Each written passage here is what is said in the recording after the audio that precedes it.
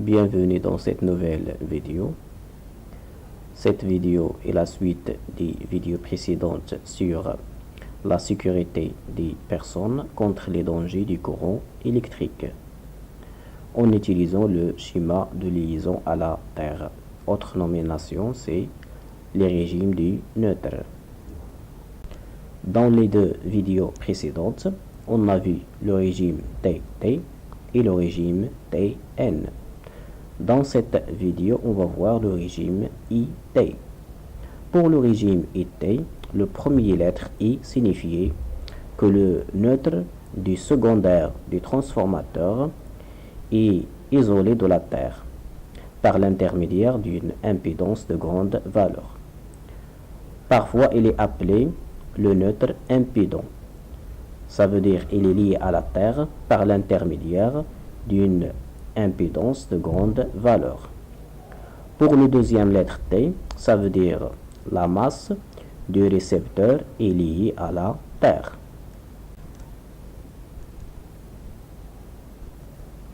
On a ici une installation. On va appliquer à cette installation le schéma de la liaison à la Terre. On va appliquer le régime IT. On va prendre le neutre du secondaire du transformateur. On va mettre une impédance Z de grande valeur. Cette valeur, c'est 2000 ohms. Après, on va lier à la Terre par l'intermédiaire de résistance. La résistance Rn est égale à 10 ohms. Après, on va lier la masse du récepteur à la Terre par l'intermédiaire d'une résistance Ri égale à 10 ohms. En parallèle avec l'impédance Z, on va mettre un appareil appelé CPI. CPI signifie le contrôleur permanent d'isolement. Il va contrôler en permanence l'isolement aux bornes de l'impédance Z. Après, on va voir son fonctionnement en détail. Dans le cas où il y a un défaut d'isolement, exemple, la phase numéro 2 touche la masse du récepteur, on va dessiner le schéma du courant de défaut. Il vient de la phase, il passe par le deuxième contact du déjecteur. Après, il passe par la surface du récepteur, puis il va se diriger vers la Terre et il va circuler à travers la Terre pour arriver au côté du neutre. Après, il va traverser la résistance Rn et l'impédance Z pour arriver au neutre du transformateur. Ça, c'est le boucle de défaut. On va dessiner un schéma modélisant le boucle de défaut. La phase numéro 2. Après, on a la masse du récepteur. Après la résistance Ri, la résistance de liaison à la Terre du récepteur, la masse du récepteur. La Terre côté neutre. Le chemin du courant à travers la Terre, puis la résistance de liaison à la Terre du neutre et finalement l'impédance Z. Après, on a la tension entre phase et neutre, c'est la tension simple V. Donc voilà le schéma modélisant le chemin du courant de défaut ID. Maintenant, on va calculer les paramètres de ce schéma électrique. Premièrement, le courant de défaut ID. Donc ID d'après le schéma égale la tension V divisé par la somme des résistances et impédances en série. Donc VC 230, ZC 2000, Rn 10 et Ri 10. Finalement, on va trouver que le courant ID égale 0,11 ampères. C'est un courant très faible. Après le courant de défaut, on va calculer la tension de contact UC. Si une personne touche à la masse du récepteur, il va subir une tension UC. À quoi est égale cette tension IC? C'est la résistance RU, la résistance de liaison de la masse à la Terre, fois le courant de défaut ID. R ici D ampères, ID c'est 0,11. On va trouver que la tension de contact égale 1,1 volts. C'est une tension très faible. Elle est inférieure à la tension limite de sécurité qui est égale à 50 volts dans un milieu sec. Donc la tension n'est pas dangereuse, mais on doit couper, on doit chercher le défaut et l'éliminer. Mais la coupure n'est pas automatique. Ça veut dire que le disjoncteur ne coupe pas automatiquement en cas de défaut. Comment on va détecter le défaut? On va utiliser le CPI. Maintenant, on va expliquer le fonctionnement de CPI, le contrôleur permanent d'isolement. Comme on a déjà dit, le neutre est lié à la Terre par l'intermédiaire d'une impédance de grande valeur, Z. Il est appelé aussi limiteur de surtension. Il permet de décharger toute surtension qui peuvent arriver au secondaire des transformateurs. Et en parallèle avec l'impédance Z. Donc voilà comment il est l'impédance Z réellement. En parallèle avec cette impédance, on va mettre le CPI. Il est constitué d'une résistance, source de tension de courant continu et un ohmmètre. En parallèle avec la résistance, on va commander un contacteur constitué d'une bobine et des contacts. Ces contacts vont commander la signalisation. Deux types de signalisation. Une signalisation lumineuse, une lampe témoin et une signalisation sonore. Tous ces éléments-là, ils sont constitués. Ils constituent un seul appareil. Voilà comment il est réellement. En absence de défaut, il n'y a pas de courant qui circule de la Terre vers le neutre, le courant de défaut.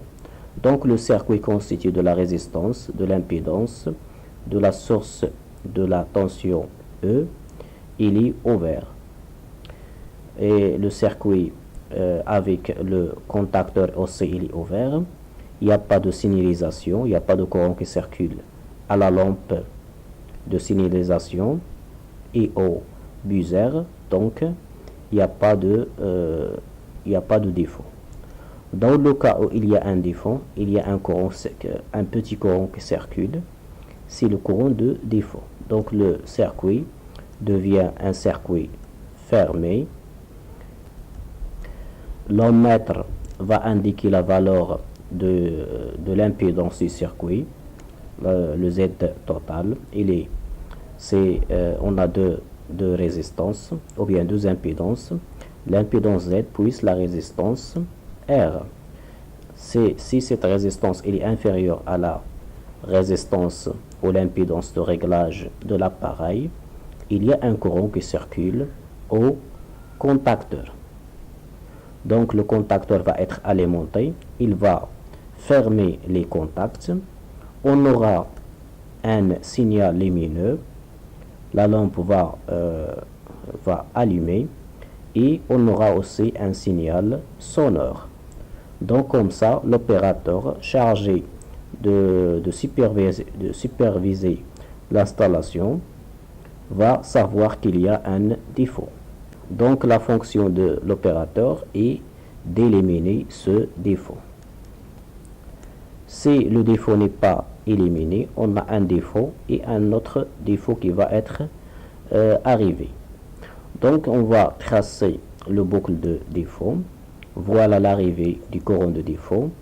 Il va passer pour le premier contact du disjoncteur du récepteur 1 par l'intermédiaire, par la surface du récepteur 1, puis vers le conducteur de la Terre et du conducteur de la Terre à la surface du récepteur numéro 2.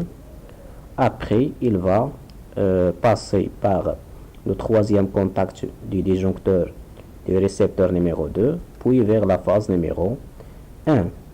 Donc voilà la boucle du défaut en cas de deux défauts qui vont arriver.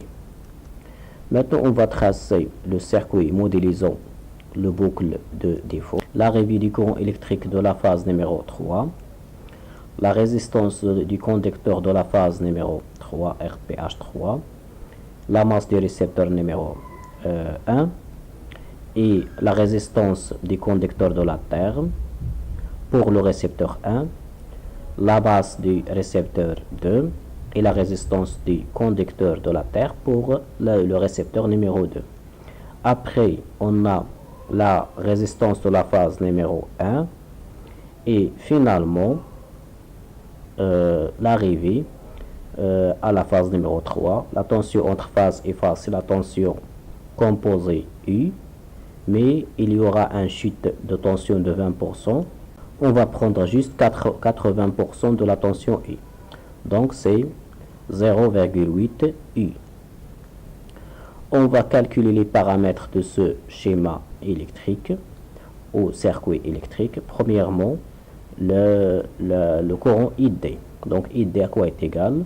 C'est 0,8 la tension composée divisé par la somme des 4 résistances en série.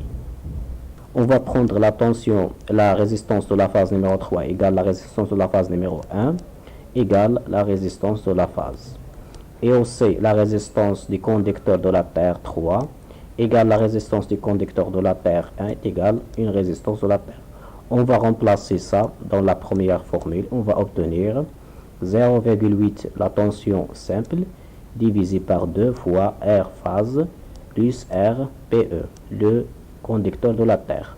On va simplifier par 2, donc on va obtenir 0,4 tension composée divisé par la résistance de la phase plus la résistance de la Terre. On va continuer ici. Je vais remplacer la résistance de la phase par la formule ρ fois L divisé par la section. Et la résistance de la phase aussi par ρ fois L, la longueur divisée par la section du conducteur de la phase. Donc je vais obtenir ρ fois L divisé par S phase, la section, fois ρ fois L, la section du conducteur de la Terre.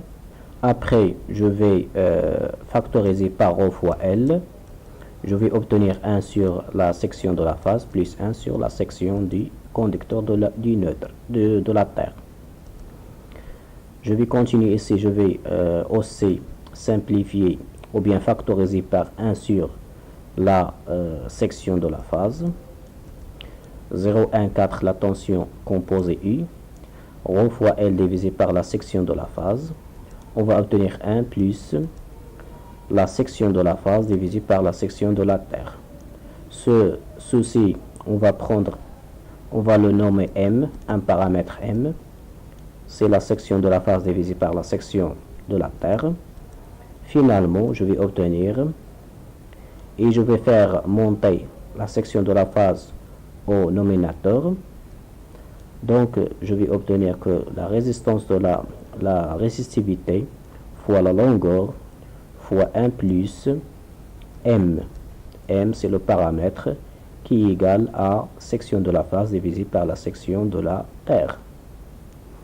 Je vais utiliser cette formule pour le choix de la protection de l'installation. Deux types de protection, soit la protection par un disjoncteur, soit la protection par un fusible. Pour la protection par un disjoncteur, le courant de déclenchement est MAG doit être inférieur à la formule déjà trouvée. Pour un fusible, le courant de fusion doit être inférieur aussi à la formule déjà trouvée. Donc on va ici identifier TF, c'est le temps de déclenchement du disjoncteur ou bien l'ouverture du disjoncteur.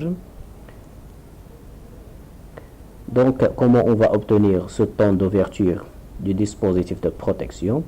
À partir d'une courbe. C'est le courbe de déclenchement d'un disjoncteur. Donc, comment on va identifier ce courant de déclenchement? On a ici le courant normal de fonctionnement pour un récepteur et le courant de défaut. On va diviser le courant de défaut par le courant de fonctionnement normal du récepteur. On va obtenir 4. Donc, je vais chercher 4 ici. Le voilà. Je vais faire la projection sur la courbe. C'est le courbe de déclenchement. Je vais obtenir que le temps de déclenchement de ce dispositif de protection, c'est 5 secondes. Aussi, on a le temps TC, le temps de coupure maximale admissible par les normes. Comment on va obtenir ce temps de coupure maximale? On a une courbe normalisée pour deux milieux différents. UL 50 volts pour les milieux secs, UL 25 volts pour les milieux humides. Donc, si on a par exemple une tension de contact est égale 92, on va faire la projection sur la courbe. Par exemple, on a un milieu sec. On va trouver que le temps admissible est égal à 0,6 secondes. Donc, pour avoir une protection, on doit avoir le temps d'ouverture du dispositif de protection inférieur à la temps de coupure maximale admissible par les normes.